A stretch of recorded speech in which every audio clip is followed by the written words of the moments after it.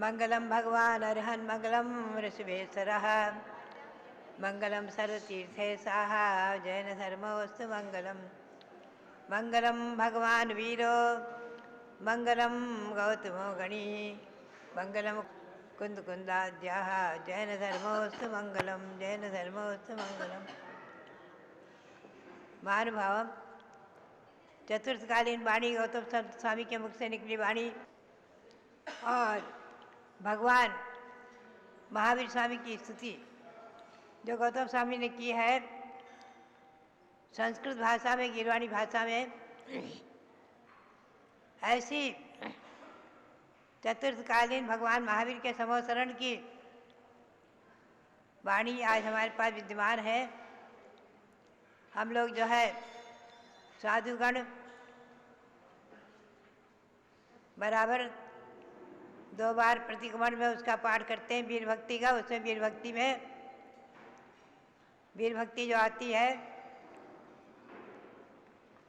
वीरः सर्वसुरा सुरेंद्र महितो वीरम बुधा संस्कृताः वीरेणाभितस्त कर्मनिचयो वीराय भक्त्या नमः।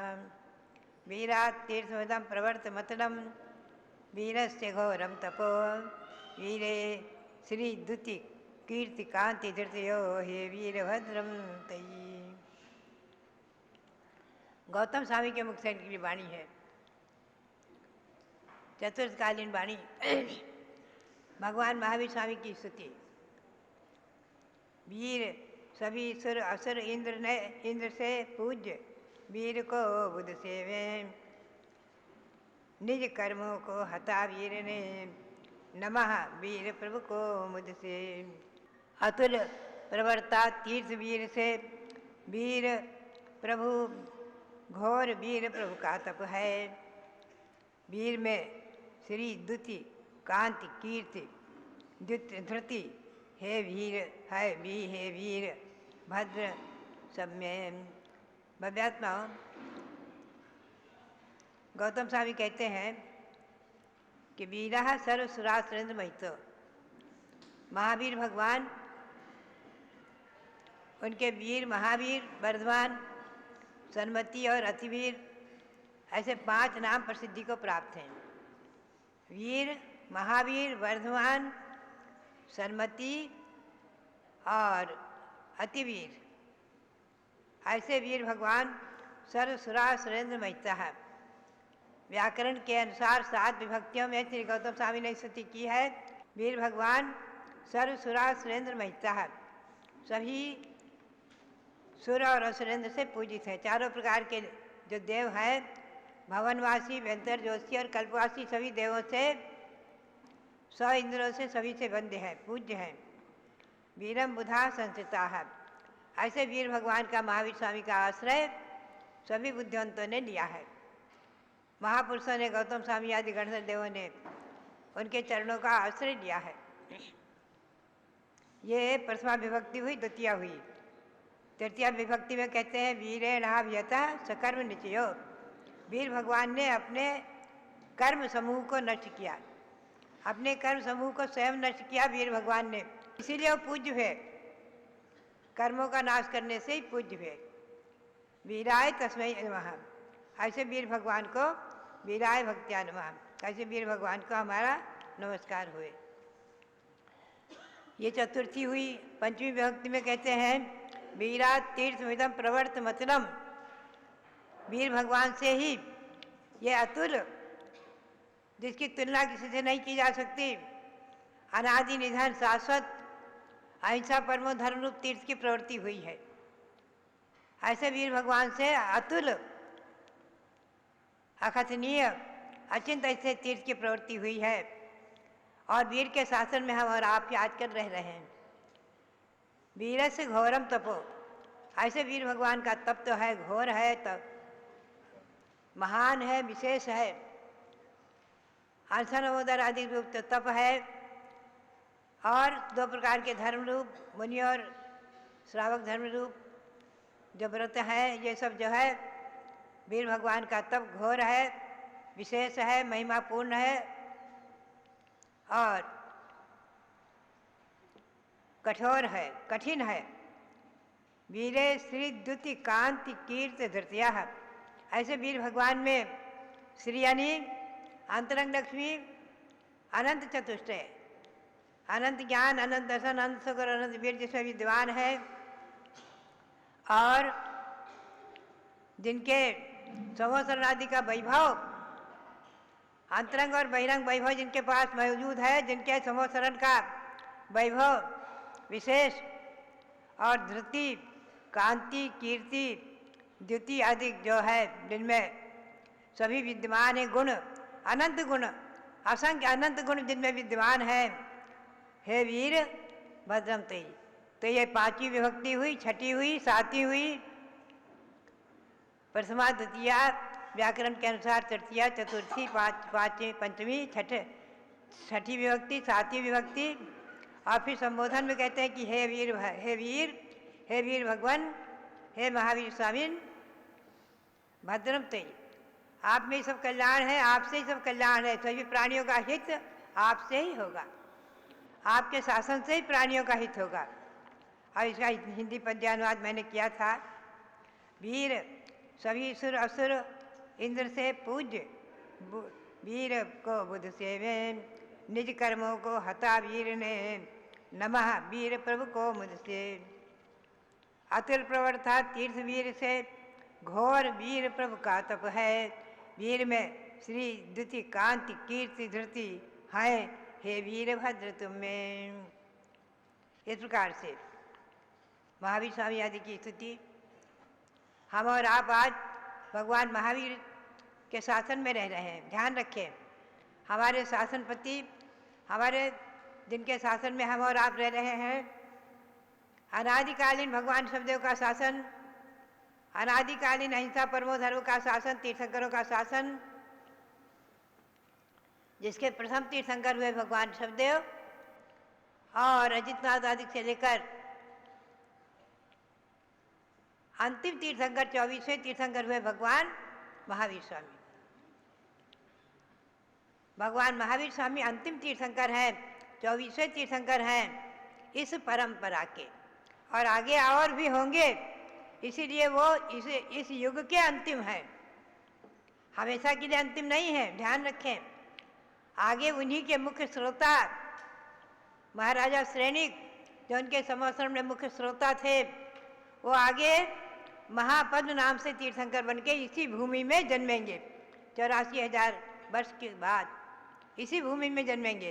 पंचम काल वर्ष समाप्त होगा, छठा काल आएगा, पुनः छठा काल आएगा, पुनः पंचम काल आने के बाद जब चतुर्थ काल आएगा तो प्रथम तीर्थंकर के नाम से, महापद्म नाम से, इसी अयोध्या भूमि में, शासक जन्मभूमि में महापद्म तीर्थंकर जन्मेंगे, श्रेणिक महाराजा।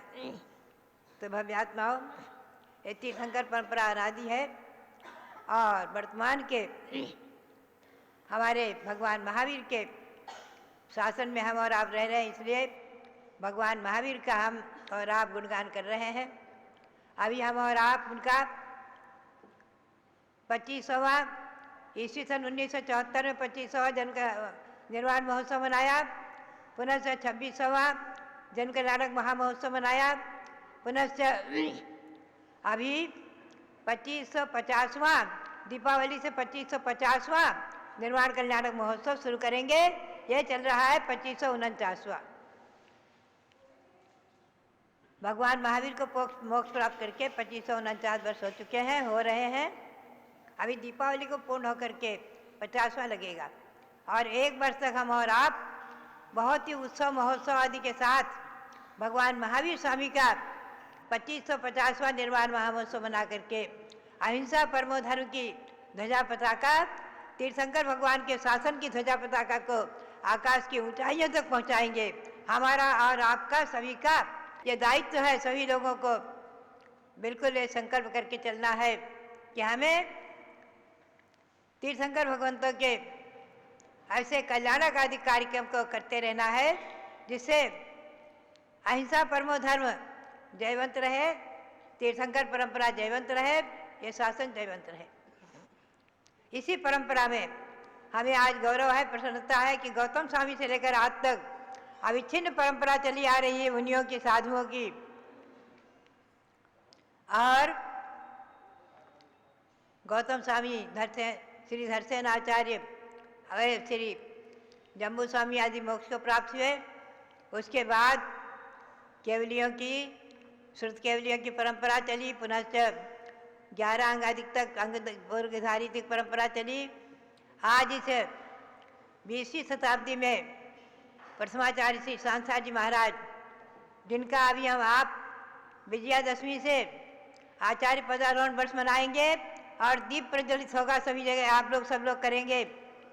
आचार्य श्री के श्री चरणों में जहाँ उनकी प्रतिमाएं हैं, जहाँ उनके चरण हैं, उनकी प्रतिमाएं न हो तो उनके चरण अवश्य विराजमान करें। आचार्य श्री वीरसार जी महाराज का आचार्य पदारोहण वर्ष शुरू होगा। ईस्वी सन 1924 में आचार्य श्री सांसार जी को आचार्य पद हुआ है और अभी 23 से 24 तक हम और आप 2023 से 2024 तक आचार्य पदारोहण वर्ष पूरा 1 वर्ष तक, 2 वर्ष तक बराबर दिगंबरत्व की प्रभावना के लिए, जैन शासन की प्रभावना के लिए मनाएंगे। उनके गुणों के लिए नहीं, उनके गुण हम गाएं तो भी ठीक, नहीं गाएं तो भी ठीक। उन्होंने तो अपनी आत्मा का हित किया है, कर रहे हैं और करते रहेंगे। और निश्चित ही आज स्वर्ग में है और कालांतर में 1-2 भाव में, 2-3 भाव में निश्चित ही मोक्ष प्राप्त करेंगे। और हम और आप उन्हीं के अनुयायी, इस दिगंबर परंपरा के अनुयायी। और आज हमें गौरव है इसी परंपरा के, मैंने जिनके दर्शन किए हैं, आचार्य श्री सांसार महाराज के 3 बार दर्शन करके, और कुंथलगिरी में उनकी संलेखना के समय 1 महीने तक मैं वहाँ कुंथलगिरी में उनके चरण सानिध्य में रही हूँ, छिलिकावस्था में। ईस्वी सन 1952 में मैंने घर छोड़ा, 53 में दीक्षा ली थी और ये 1955 में कुंथलगिरी में 1 महीने तक उनके चरण सानिध्य में रही हूँ। और मुझे सभी इस परंपरा के आचार्यों के दर्शन का सौभाग्य प्राप्त हुआ है।